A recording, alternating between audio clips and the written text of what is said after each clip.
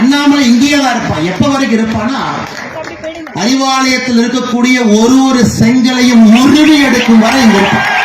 உருவி எடுக்கும் வரை. இந்த ஊழல் பெருச்சாளிகள் 35 அமைச்சர்கள் ஊழல் பெருச்சாளிகள் 2026 சிறைக்கு செல்வதை பார்ப்பதற்கு அதுவரை நிச்சயமா இருக்கும். அதுல உங்களுக்கு எந்த சந்தேகமும் வேண்டாம். இதையெல்லாம் கேட்டா கோபம் வருது. அன்பில் மகேஷ் பொய்யாமல் காலைல சொல்றாரு, இல்லைங்க ஒரு கட்சியினுடைய மாநில தலைவர் என்னை பார்த்து பொய் சொல்றீங்கன்னு சொல்றாரு. நான் எதுக்குங்க பொய் சொல்றேன்? எங்க திருச்சிராப்பள்ளியில உங்க சொந்த ஊர்ல, உங்க சொந்த திருச்சிராப்பள்ளியில ராமநாதபுரம் அப்படிங்கிற கிராமத்துல 2 ஆண்டுகளுக்கு முன்பு அரசு பள்ளியை இடித்து குழந்தைகள்லாம் மரத்துக்கு கீழே உட்கார்ந்து 2 வருட காலமாக பாடம் நடந்து கொண்டிருக்கிறது. 2 வருட காலமா பச்சைமலை பகுதியில் ராமநாதபுரம் கிராமத்தில் 2 வருஷம் ஸ்கூல் கிடையாது. அவங்களுக்கு இடிச்சாச்சுங்க. 2 வருஷம் ஆச்சு இடிச்சாச்சு. மரத்துக்கு கீழே என்னுடைய முகநூல்ல அந்த வீடியோவை போட்டிருந்தாங்க. ஐயா குழந்தை பார்க்கணும் நீங்க அந்த வெயில் எப்படி நிக்கிறாங்க. அதுக்கு நாங்க பிஎம் ஸ்ரீ பள்ளி கட்டி கொடுக்கிறோம் சொல்றோம், நவோதயா வித்யாலயாவை கொடுக்கிறோம் சொல்றோம், கேந்திரிய வித்யாலயா எவ்வளவு வேணுமோ கொடுக்கிறோம். நவோதயா பாரதிய ஜனதா கட்சியுடைய அலுவலக செயலாளர் சந்திரன் அவர்கள் முக்கியமாக நம்முடைய மீடியா நண்பர்களை அழைத்து வந்து பாரதிய ஜனதா கட்சியினுடைய எல்லா செய்திகளும் கூட பட்டி தொட்டி எல்லாம் செல்வதற்கு காரணமாக இருக்கக்கூடிய அருமை சகோதரர் ரங்கராயன் அவர்கள் முக்கியமாக இந்த நிகழ்ச்சி நடப்பதற்கு ஒரு பெரிய காரணமாக இருந்து இந்த இடத்துல நிகழ்ச்சி நடத்தப்பட வேண்டும். காரணம், இதே இடத்துல பல ஆண்டுகளுக்கு முன்பு காங்கிரஸ் பேரியக்கத்திலே கோலோச்சி ஒரு தலைவர், சென்னையினுடைய மேயராக இருந்தவர், இதே இடத்துல தன்னுடைய ஆதரவாளர்களோடு பாரதிய ஜனதா கட்சியில் இணைந்து இன்னைக்கு பாரதிய ஜனதா கட்சியினுடைய வளர்ச்சிக்கு கடுமையாக உழைக்கக்கூடிய நம்முடைய அற்புதமான மாநிலத்தினுடைய செயலர் அருமையண்ணன் கரத்திய தியாகராஜன் அவர்களுக்கு இந்த நேரத்தில் என்னுடைய நெஞ்சார்ந்த நன்றிகளை தெரிவித்து, மற்றும் ஒரு மாநிலத்தினுடைய துணைத் தலைவர் அண்ணன் ஏஜி சம்பத் அவர்கள் மேடையின் மீது இருக்கின்றார்கள். அவருக்கும் என்னுடைய வாழ்த்துக்களையும் வணக்கங்களையும் இந்த நேரத்தில் தெரிவித்துக் கொள்கின்றேன்.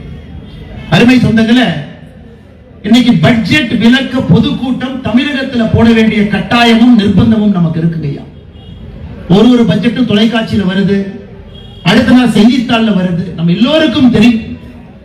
ஆனா நம்முடைய முதலமைச்சர் ஐயா மு.க. ஸ்டாலின் அவர்கள் அவர் போடுற பட்ஜெட் விலக்கு உரை பொதுக்கூட்டத்துக்கு எங்கேயும் போனது கிடையாது. ஆனா மத்திய அரசு போடுற பட்ஜெட்டுக்கு கிளம்பி போவார் பேசுறதுக்கு. இந்த அநியாயத்தை பார்த்திருக்கிறீங்களா?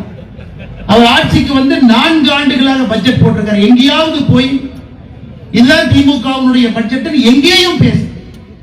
திருவள்ளூர்ல சில நாட்களுக்கு முன்பு சென்று மத்திய அரசு போட்டிருக்கக்கூடிய பட்ஜெட் சரியில்லை, தமிழகத்திற்கு எதிரான பட்ஜெட் இது பீகார் பட்ஜெட், இது ஏழை எளிய மக்களுக்கு எதிரான பட்ஜெட் அப்படின்னு பேசிட்டு வந்து அமர்ந்திருக்கின்றார். அதிலேயே நமக்கு தெரிகிறது, எப்போ ஒரு முதலமைச்சர் அவர் போடுற பட்ஜெட்டை போய் பேசாம மத்திய அரசு போடக்கூடிய பட்ஜெட்டை குறை சொல்லுகின்றாரோ அது ஒரு சிறப்பான பட்ஜெட் என்பது அவர் எப்ப திருவள்ளூருக்கு போனாரோ அப்பவே நமக்கு தெரியுது. அதுவும் இன்னைக்கு நடந்து கொண்டிருப்பது சாதாரண ஒரு ஆட்சி இல்லை. உலக நாடுகள் எல்லாம் திரும்பி பார்க்கக்கூடிய அற்புதமான ஆட்சி. எங்கே சென்றாலும் கூட மிகப்பெரிய மரியாதையோடு வலம் வந்து கொண்டிருக்கக்கூடிய பாரத பிரதமர் நரேந்திர மோடி அவருடைய ஆட்சி.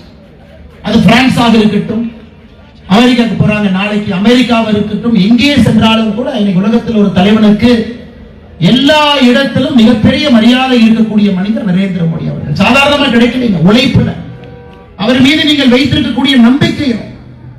ஒரு பட்ஜெட்டும் அளித்த பிறகு பட்ஜெட்டை போட்டுட்டோம் போயிட்டோங்கிறது கிடையாது. ஒரு ஆண்டு காலத்துல போட்டிருக்கக்கூடிய பட்ஜெட்டை முழுமையாக அமல்படுத்தி மக்களுடைய நம்பிக்கையை பெற்று ஒரு பட்ஜெட் அல்ல, 2 பட்ஜெட் அல்ல, 10 பட்ஜெட்டுகளை தாண்டி தொடர்ச்சியாக 11வது பட்ஜெட்டையும் அளித்து இன்னும் 11 பட்ஜெட்டுகளை அளிக்க இருக்கக்கூடிய பாரதிய ஜனதா கட்சியினுடைய ஒப்பற்ற தலைவராக இருக்கக்கூடிய நரேந்திர மோடி அவருடைய 11வது பட்ஜெட். நிர்மலா சீதாராமன் அம்மா அவருடைய 8வது பட்ஜெட். இங்க நாம் இருக்கக்கூடிய எல்லோருமே நடுத்தரத்துக்கு கீழே இருக்கக்கூடிய மக்கள் தான் அந்த கூட்டத்தில் இருக்கிறோம். 2014 நாம் ஆட்சிக்கு வந்த பொழுது இந்தியாவில் மொத்தமாக வரி செலுத்தியவர்கள் 3,45,00,000 பேர். 3,45,00,000 பேர் வரி செலுத்தினாங்க. 10 ஆண்டுகள் கழித்து 2024 மொத்தமாக நம்முடைய நாட்டில் வரி செலுத்தக்கூடியவர்கள் 7,90,00,000 பேர். 10 ஆண்டுகள் இந்த நாட்டினுடைய வளர்ச்சியின் காரணமாக 4,45,00,000 பேர் புதியதாக வரி செலுத்தக்கூடியவர்களாக மாறி இருக்கின்றார்.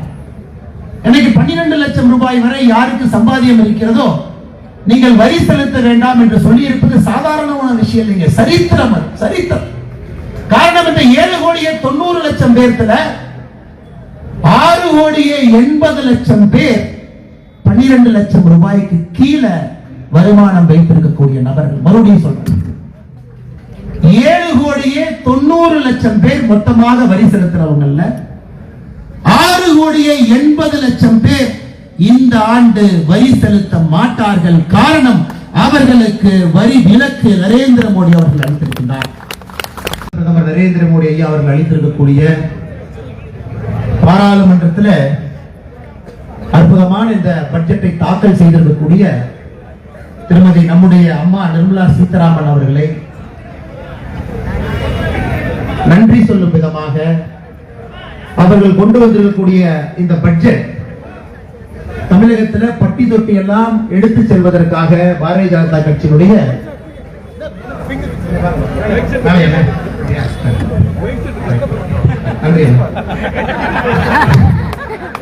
தமிழகத்திலே பட்டி தொட்டி எல்லாம் எடுத்து செல்வதற்காக திருவான்மியூரிலிருந்து முதல் பொதுக்கூட்டம் என்று ஆரம்பிக்கப்பட்டு தமிழகத்தில் அடுத்த ஒரு மாத காலத்துல எல்லா மாவட்டத்திலும் எல்லா தாலுக்களும் கூட இது போன்ற கூட்டம் நடைபெற இருக்கிறது.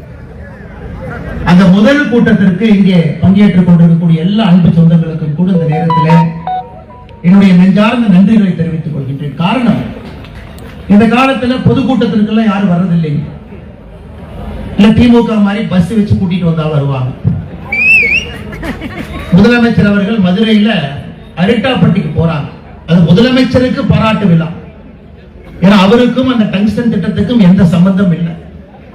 அவரே அவருக்கு ஒரு பாராட்டு விழா நடத்தி அரிட்டாப்பட்டிக்கு போறாங்க. 92 அரசு பேருந்துல ஒருத்தருக்கு 300 ரூபாய் கொடுத்து வந்து உட்கார வச்சிருக்கிறாங்க. தமிழகத்தில் இதையெல்லாம் பார்க்கும் பொழுது பாரதிய ஜனதா கட்சியினுடைய கூட்டம் மட்டும் வித்தியாசமாக இருக்கு. நம்முடைய தொண்டர்கள் அவர்களாக ஒரு ஈடுபாட்டோடு இந்த நாட்டின் மீது நம்முடைய மாநிலத்தின் மீது இருக்கக்கூடிய பற்றோடு பங்கேற்கக்கூடிய ஒரு பொதுக்கூட்டம் பாரதிய ஜனதா கட்சியினுடைய கூட்டம் மட்டும்தான். அதற்காக உங்களுக்கு நன்றி சொல்ற காரணம், ஜனநாயகத்தின் மீது மக்கள் நம்பிக்கை வைக்க வேண்டும் என்றால் இது போன்ற பொதுக்கூட்டம் தன்னெழுச்சியாக நடைபெற வேண்டும். அது போன்ற ஒரு பொதுக்கூட்டம் இன்று திருவான்மியூரில் நடந்து கொண்டிருக்கிறது. அது வருகின்ற அடுத்த ஒரு மாத காலத்தில் தமிழகம் முழுவதும் அது செல்ல இருக்குது. பெரியோர்களே, தாய்மார்களே, இது ஒரு சாதாரண மேடை இல்லை. நான் பலமுறை நம்முடைய மூத்த தலைவி முன்னாள் ஆளுநர் அக்காவை பார்க்கும் பொழுது பலமுறை நானே யோசிப்பேன். என்ன யோசிப்பேன்னா, ஒருவேளை இவர்கள் ராஜினாமா கடிதம் கொடுக்காம இருந்தாங்கன்னா, லோக்சபா தேர்தலுக்கு முன்பு ராஜினாமா கடிதம் கொடுக்காம இருந்தாங்கன்னா, இன்னைக்கு ஆளுநராக 2 மாநிலத்தில் இருந்தாங்க, அதே 2 மாநிலத்தில் இருந்திருக்கலாம், அல்லது இந்தியாவுடைய பெரிய மாநிலத்திற்கு மாற்றப்பட்டிருப்பாங்க. இந்த பட்ஜெட்டை எல்லாம் சரியா நிர்வாகம் பண்றாங்கனால கவனிக்க வேண்டிய பொறுப்பு அக்கா இருந்திருக்க வேண்டியவர் இன்னைக்கு நம்முடைய தொண்டர்களோடு மண்ணோடு புழுதியோடு வியர்வையோடு ரத்தத்தோடு களத்திலே நின்று இதுதான் எனக்கு பிடிக்கும், தமிழகத்திலே பாரதிய ஜனதா கட்சி ஆட்சிக்கு வருவதுதான் என்னுடைய ஒரு தொண்டனாக உழைப்பாக நான் அதை பார்க்கின்றேன் என்பதற்காக நம்மோடு நின்று கொண்டிருக்கின்றார். பல முறை நான் யோசிப்பேன், பதவியெல்லாம் விட்டு இங்கே வந்திருக்கின்றார், இன்னைக்கு இங்க பேசினாங்க, ஆண்டவன் வருகின்ற ஆண்டுல நிச்சயமாக ஒரு நாள் இன்னைக்கு எப்படி நிர்மலா சீதாராமன் அவர்கள் 8 முறை அந்த பட்ஜெட்டை தாக்கல் செய்தாங்க நாம பேசுறது போல ஒரு நாள் அக்காவும் ஒரு பெரிய உயரிடத்தில் நிச்சயமாக இருப்பார் என்கின்ற முழு நம்பிக்கை இருக்கு. அன்னைக்கு பட்ஜெட்டை பற்றி விளக்குவதை விட இந்த பட்ஜெட்டை சரியா போடுறாங்களா, சரியா மக்கள்கிட்ட கொண்டு போய் சேர்த்துறாங்களான்னு பாதுகாக்கக்கூடிய பணி எல்லாம் வல்ல இறைவன் அக்கா அவர்களுக்கு அளிக்கட்டும் என்று இந்த நேரத்தில் ஆண்டவனை நான் விரும்பி வேண்டி கேட்டுக் கொள்கின்றேன்.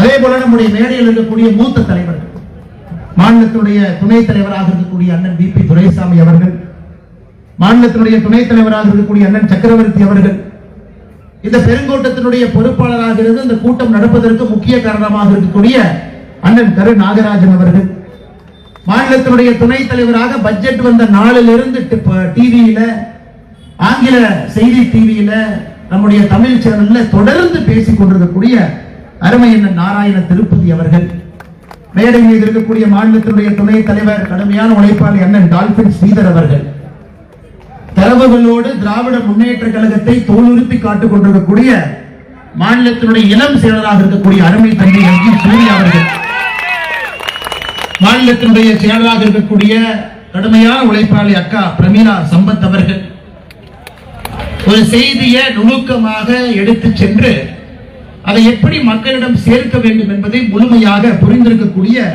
நம்முடைய அண்ணன் ANS பிரசாத் அவர்கள், மாமன்ற உறுப்பினராக இருந்து மக்களுக்கு தொடர்ந்து பணி ஒரு நாளும் பணி செய்யக்கூடிய அண்ணன் லியோ சுந்தரம் அவர்கள், மேடையின் மீது இருக்கக்கூடிய மற்றும் 2 நம்முடைய மாநில செயலாளர்கள் கடுமையான உழைப்பாளிகள் அக்கா சுமதி வெங்கடேசன் அவர்கள், மேடையின் மீது இருக்கக்கூடிய நம்முடைய ஓபிசி அணியினுடைய மாநில தலைவர் அண்ணன் சாய் சுரேஷ் அவர்கள், மீனவர் அணியினுடைய மாநில தலைவர் அண்ணன் MC முனுசாமி அவர்கள், விளையாட்டு மற்றும் திறன் மேம்பாட்டு பிரிவினுடைய தலைவர் பட்ஜெட்டை பற்றி பேசிவிட்டு அமர்ந்திருக்கக்கூடிய அருமை சகோதரர் அமர் பிரசாத் ரெட்டி அவர்கள்,